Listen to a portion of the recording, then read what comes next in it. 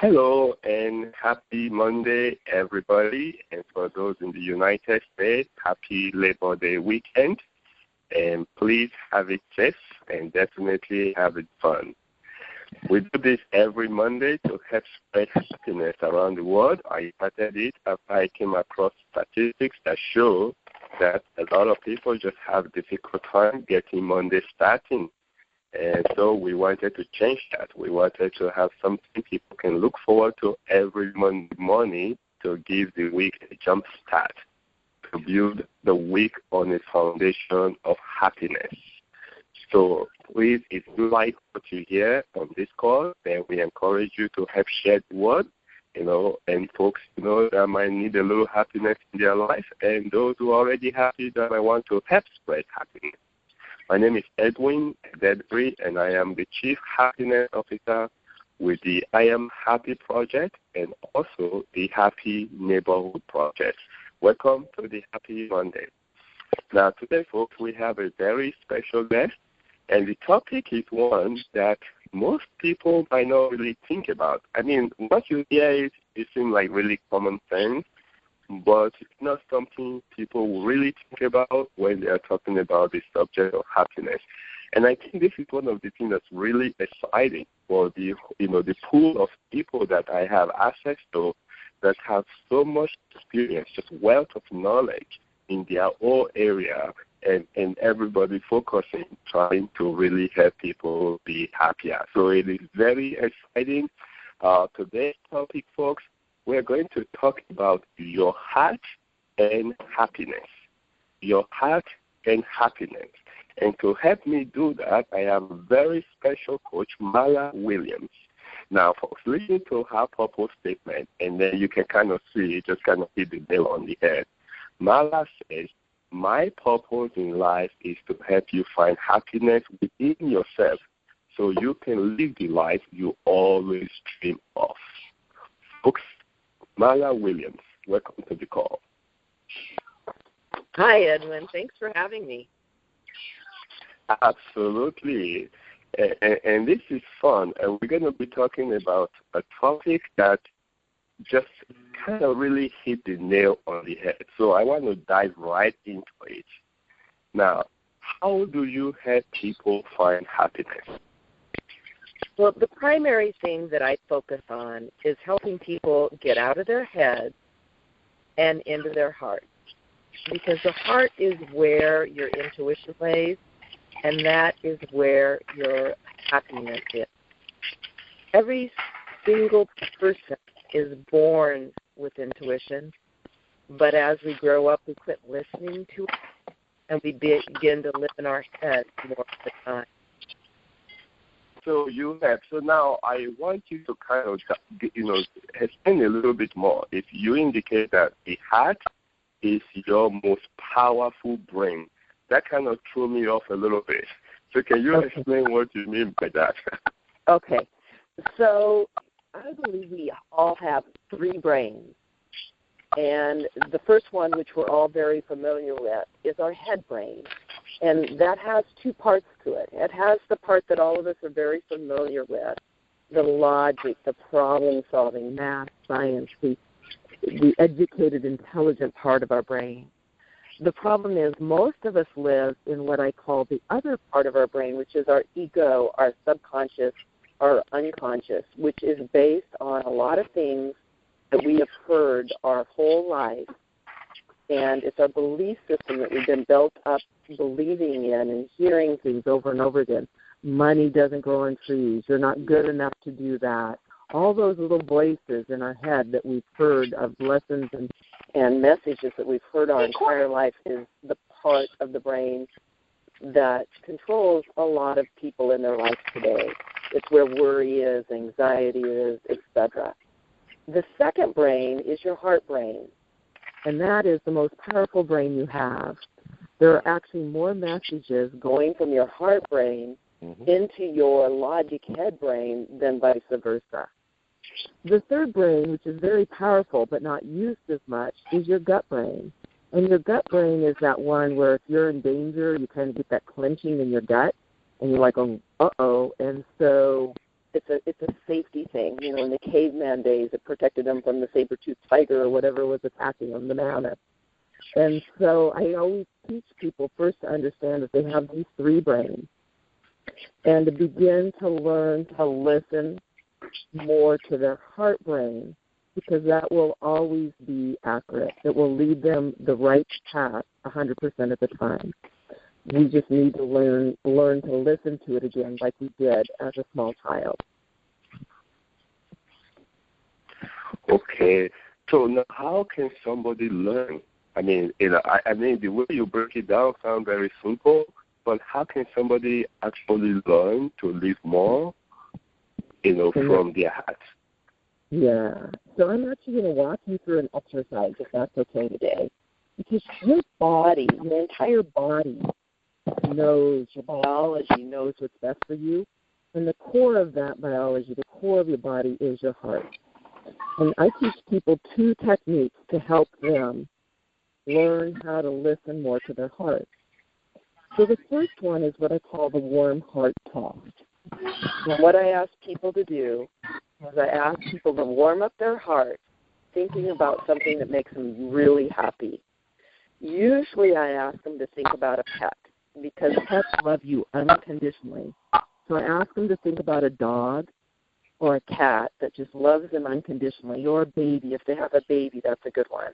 Or can think back to the days when the baby loved them, because once they start getting older, there starts being a few more conditions. So but thinking about a pet, a dog, a cat, a baby, your heart warms right up. Then I ask them to say yes, no questions, things that they know for sure. So, for instance, you might say, so if you're my test model, you might say, my name is Edwin, and your heart is going to stay warm. If you were to say, and so I want you to try it, I want you to say, my name is Edwin. My name is Edwin. And your heart stays warm, right? Yes. Now say, my name is Lucy. My name is Lucy. Did your heart cool off? Yeah. Yeah. So your heart will warm with truth and yes, and your heart will cool with no. And I teach my clients to start with very, very simple questions, because if they ask questions that are extremely simple, then they'll get really good at that. And then they can start going to asking questions about life and whether they should do this or that. But your heart is your part of your intuition, and listening to it is going to take you forward. And as I said, your heart is the core of your biology. There's many other tests that people can use to back up whether their heart warms or cools.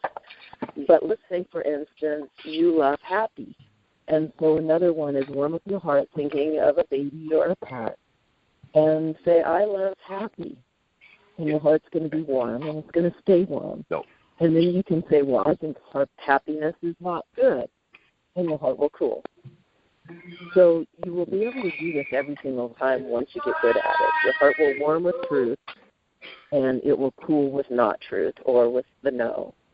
The second test tied to this is what I call the sway test.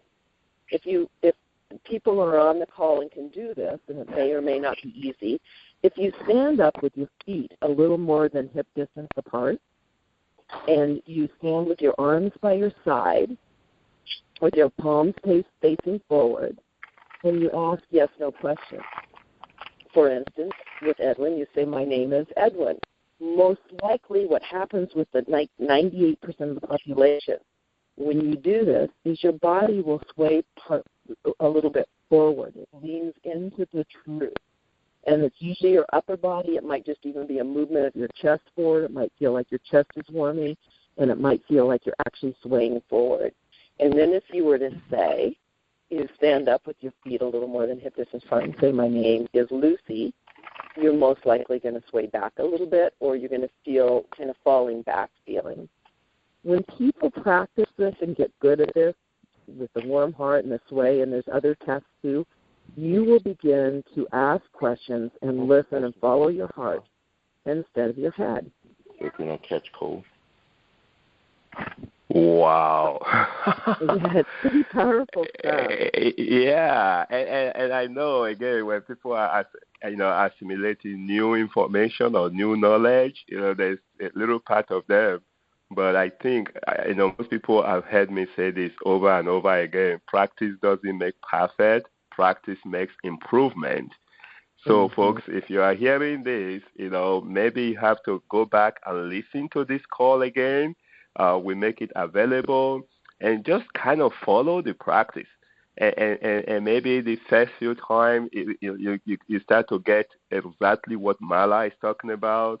But this is something, folks, if you really get down to it, I think it's very, very powerful. So this is cool. So you say that, the key then is getting out of your head so that you can be in your heart more. How can you explain that? So the head, like I explained, you've got the brain part and you've got the ego or the subconscious. And it's that ego part or that subconscious that you want to turn off. That's the part that you want to turn off and not listen to anymore. That's worry. When worry shows up, that's usually your ego or your subconscious. Anxiety, stress, not feeling good enough, not feeling happy, not feeling confident, feeling less than. All of those things are the ego, that little voice based on a lot of years of listening and trying to fit in. And so what I do is I have people talk to that little voice.